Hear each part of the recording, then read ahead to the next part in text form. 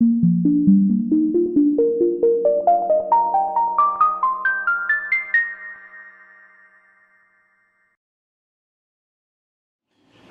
¿qué tal? ¿Cómo están? Mi nombre es Héctor Campos García, soy profesor en la Facultad de Derecho de la Pontificia Universidad Católica del Perú en el curso de Instituciones del Derecho Privado 2 y en la Universidad Peruana de Ciencias Aplicadas.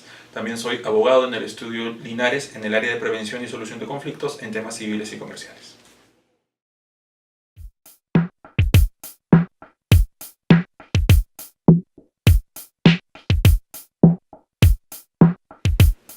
Sí, en definitiva sí. Uno generalmente cuando analiza la forma de educación legal, la forma de enseñanza en el derecho, suele detectar, si se quiere, dos grandes corrientes, dos grandes modalidades de enseñanza.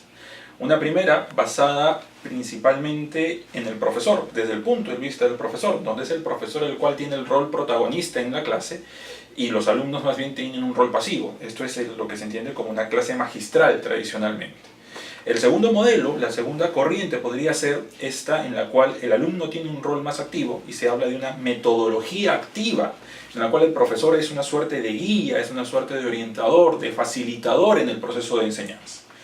Esto que se entiende a nivel general en las políticas de enseñanza propiamente dichas, se aplica, en cambio, se aplica en el ámbito del derecho. Hay quienes tienen una metodología más tradicional, en tanto son más expositivas para con el alumno, y hay una metodología más activa, en la cual, sobre la base de resolución de casos, sobre la base del análisis de jurisprudencia, se abordan los temas conceptuales de un curso, pero haciendo que el alumno trabaje previamente casos a partir de lecturas, a partir de materiales. Ahora, si bien es cierto, estas son como que las dos grandes corrientes que existen, yo creo que hay una mala lectura respecto de las mismas, porque generalmente se tiende a pensar que la segunda, una metodología activa, es mejor o es superior a la primera. Y eso, por lo menos desde mi punto de vista, no es así. Y no es así por un tema fundamental, y es que no hay metodología 100% efectiva siempre. Hay ciertos temas o hay ciertos cursos que sí, en los cuales es mejor tener una clase magistral activa. Y hay otros cursos o hay otros temas en los cuales sí es necesario un análisis de casos, sí es necesario un análisis de jurisprudencia para poder hacer que el alumno aprenda el concepto, aprenda la utilidad del concepto.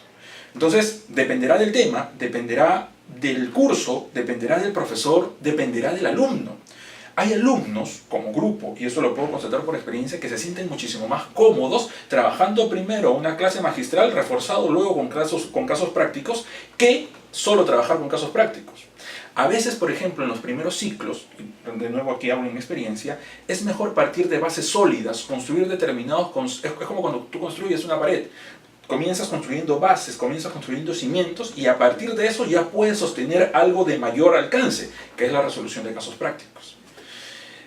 Quizás en los cursos de la última parte de la carrera, quizás en esos sí de repente es mejor comenzar con la metodología activa, porque ya presupones que ha habido un cierto campo conceptual trabajado, asentado, y en donde lo que le interesa al profesor y a la facultad y a la universidad es comenzar a trabajar al tipo o al perfil de profesional que está queriendo producir, entre comillas. Entonces, eso, respondiendo en breve la pregunta, estas son las dos grandes, creo yo, líneas metodológicas de enseñanza, y sí dejar sentado que es un error el sostener, o más que decir error, no comparto la postura de quienes sostienen de que una es superior a la otra. Son dos posturas distintas, que obtienen resultados diferentes en el alumno, que hacen que el profesor se desempeñe de forma distinta. A veces un buen profesor es un muy buen expositor, pero tiene problemas para desarrollar casos prácticos. Y eso no significa que el primer curso sea no tan bueno como el segundo, simplemente son distintos.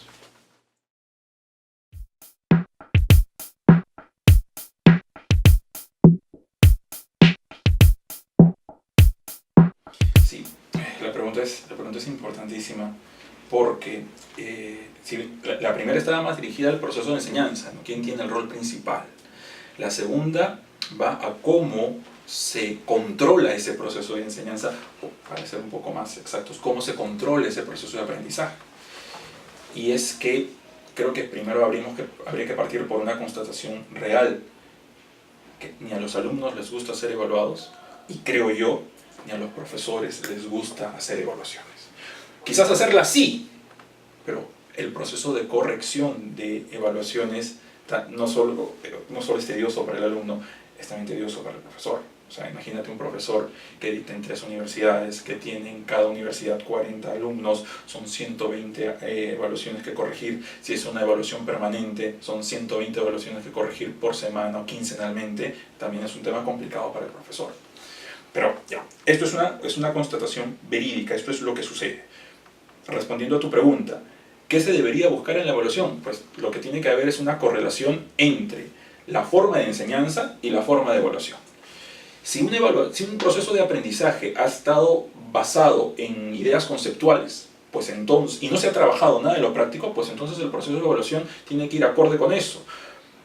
No me parece equitativo que se le exija al alumno más de lo que está recibiendo por parte del profesor a un nivel estándar. O sea, si solo está recibiendo conceptos y no la aplicación a casos concretos, que tenga una evaluación basada en la resolución de casos, es una complicación adicional para el alumno. Repito, si es que el profesor no ha añadido la variable resolución de casos en el proceso de aprendizaje.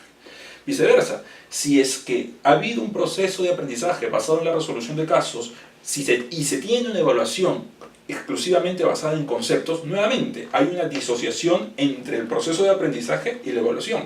Lo ideal es que haya una correlación. Si hay aspectos conceptuales, pues entonces que se evalúen los aspectos conceptuales. Si hay aspectos procedimentales, que se evalúen los aspectos procedimentales. Hay una gran materia que trasciende a estas dos y que es difícil de ser evaluada, que son los contenidos actitudinales, ¿no?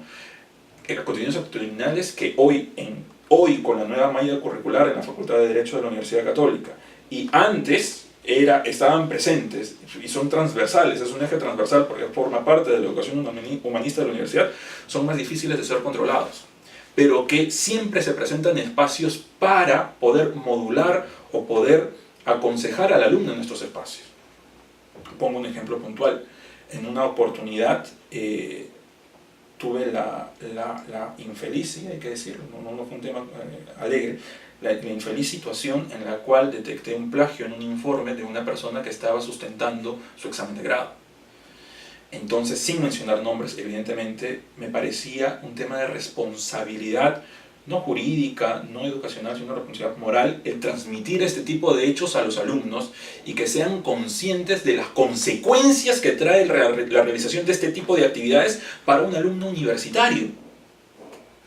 Eso no es conceptual, eso no es procedimental, eso es actitudinal. Eso forma parte del proceso de enseñanza. Solo la vida de cada estudiante, la forma como se va desarrollando en el día a día, haría que ésta pueda ser controlada, ¿no? Ahí el proceso de evaluación me parece podría estar un poco deficiente, ¿no? pero siento que es la percepción general de cómo se debería llevar este proceso de evaluación.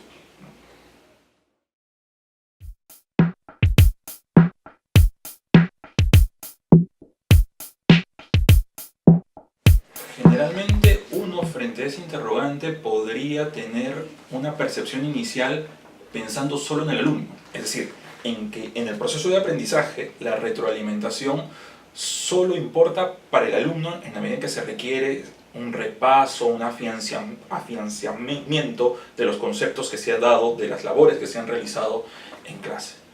Y eso es algo aconsejable, digamos, no solo aconsejable, es algo que se debe propiciar, porque el profesor tiene que estar pendiente del proceso de aprendizaje de los alumnos.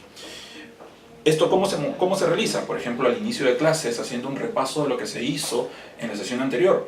No un repaso expositivo, sino que los mismos alumnos revisen sus apuntes o, ya habiéndolos revisados, participen al inicio de clase y formulen las ideas centrales de la sesión anterior. Eso ayuda a de nuevo repasar el programa que ya se ha estado avanzando y focalizar nuevamente la atención para poder a partir de ahí entrar ya a la temática propiamente dicha de la clase en cuestión.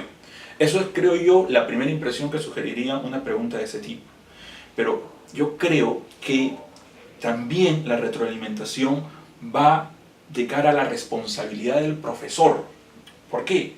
Porque el que termina retroalimentándose en cada sesión, en cada ciclo, no es el alumno solamente. es el profesor. El profesor tiene que retroalimentarse, o se retroalimenta espontáneamente o se alimenta conscientemente. ¿Cómo es la retroalimentación espontánea? Cuando, por ejemplo, un alumno formula una pregunta respecto de un tema en la cual el profesor tiene que en ese momento ponerse a pensar para absolver la duda.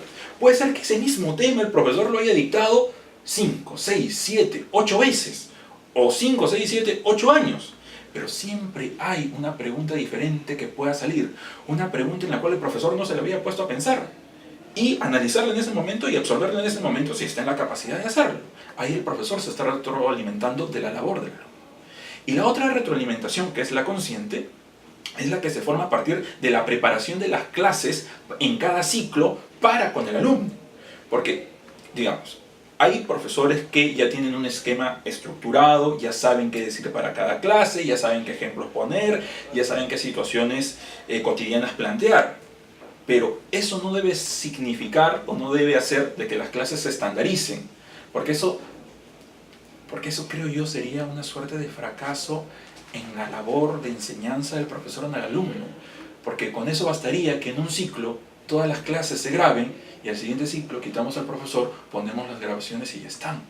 Y eso no refleja verdaderamente lo que se quiere hacer en un proceso de enseñanza. Entonces, la labor del profesor de leer en derecho, el profesor que no lee todos los días, podríamos cuestionar de que sea considerado un profesor. De leer y prepararse para cada clase, prepararse para cada inicio de ciclo, ver cómo los temas se pueden reestructurar, ver qué tema se debe eliminar, ver a qué tema se le debe dar una mayor cantidad de clases, forman parte de esa retroalimentación consciente de la cual es responsable el profesor y tiene la obligación de realizar. Entonces, la retroalimentación, insisto, no es un tema que solo se debe ver con el alumno, sino es un tema que también se debe ver con el profesor. Y aquí, en este segundo ámbito, está también la labor del alumno, porque es un alumno preparado, un alumno que lee, un alumno que prepara las lecturas que se le dan con anticipación y va con esas clases ya trabajadas, ya leídas, pues exige más al profesor. Entonces, a veces los alumnos se quejan por la enseñanza del profesor en un determinado curso y a veces no se dan cuenta que si ellos exigiesen más, pues el profesor daría más.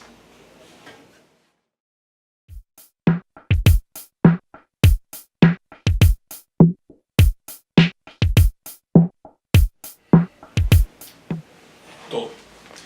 La actividad docente es una actividad de compromiso.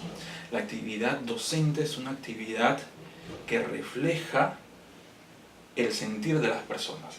Uno se da cuenta cuando la persona que se para enfrente de uno se siente cómodo o no con lo que está haciendo. Y ese contacto especial que puede tener un profesor, no con todos sus alumnos, sino con cada uno de ellos, al momento de dictar una clase, es, creo yo, el aspecto más positivo en una relación profesor-alumno y más aún en una relación profesor-alumno en una facultad de Derecho. Y es que uno no va solo al frente a tratar de trasladar conocimientos, uno va al frente y tiene que ser consciente de la responsabilidad que tiene para con las personas que te están escuchando. Lo que decía un poco en la pregunta anterior, la responsabilidad que tiene uno en prepararse, la responsabilidad que uno tiene de cumplir con los alumnos en las obligaciones que tiene para con ellos, entregarles las notas a tiempo, entregarles las recalificaciones a tiempo, que no reciban las notas de todo el ciclo faltando una semana para la evaluación, que el alumno sepa cuál es el proceso de evaluación que va a tener en cada ciclo. Todas esas son aspectos positivos que uno, o que yo particularmente destaco de la participación docente, porque es una forma de afianzar el orden, es una forma de afianzar la confianza para con el alumno. O sea, no todos los ciclos son iguales, pero siempre hay un momento en cada ciclo en el que yo como profesor siento que puedo tener ese enganche con el alumno después de esas semanas iniciales en las que el profesor y el alumno se están conociendo, pero ese momento en el cual se genera la conexión de confianza recíproca del alumno que confía en el profesor y del profesor que confía con el alumno. Ese momento marca un antes y un después en cada ciclo. Ese momento, dependiendo qué tan pronto, qué tan lejos se presente, hacen que el ciclo sea distinto. Ahora, en definitiva, esto es, creo yo, lo más importante, pero en definitiva hay aspectos colaterales que ayudan o que se generan como consecuencia de la labor docente. Está el aspecto de que la constante revisión te permite y te exige estar constantemente actualizado, lo cual redunda, por ejemplo, en tu campo profesional. Hace que a veces, y me ha pasado, esté viendo un caso en la oficina y dictando la clase encuentro la solución que en un momento no aparecía clara por el tema laboral, pero en la clase salió. Y viceversa, ¿no? El tema laboral también ayuda a que las clases sean mejores. Qué mejor para el alumno que no se le cuente o que no se le ponga como ejemplo un caso de laboratorio, sino que se le ponga como ejemplo efectivamente lo que pasó. O sea, por ejemplo, si tengo que darle un ejemplo de obligación de no hacer, puedo decir, Pepito se obliga a no talar un árbol. Es una obligación de no hacer. Pero también podría poner el ejemplo en el cual dos compañías se ponen de acuerdo y en la cual una no va a competir con la otra y tengo un pacto de no competencia y también es una obligación de no hacer. O sea, el ejemplo se fija más con una obligación de no hacer o un pacto de exclusividad que con Pepito no taló el árbol. Rigurosidad, orden, confianza y crecimiento personal creo que son las 4 ideas centrales que debe tener o que en mi caso se generan como beneficios adicionales al tener el rol docente.